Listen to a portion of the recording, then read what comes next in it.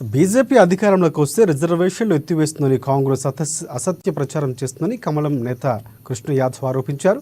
మతపరమైన రిజర్వేషన్లకు తాము వ్యతిరేకమని, బీసీలకు న్యాయంగా రావాల్సిన రిజర్వేషన్లు మైనార్టీలకు ఇవ్వడాన్ని తాము వ్యతిరేకిస్తున్నామని చెప్పారు.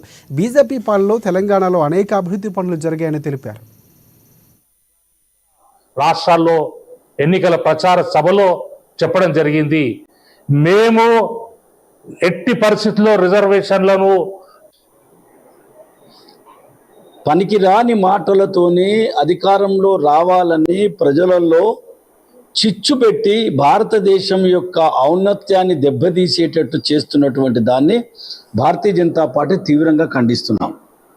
భారతీయ జనతా పార్టీ అధికారంలోకి వస్తే ఎస్సీ ఎస్టీలకు మిగతా రిజర్వేషన్ తీసేస్తారు, వీళ్ళు రాజ్యాంగాన్ని మార్పు చేసి అన్ని కూడా చేస్తారని చెప్పని ఏదైతే చెప్తున్నారో, స్వయాన ప్రధానమంత్రి గారు, దేశ హోంశాఖ మాత్యులు కూడా వీటన్నిటిని కూడా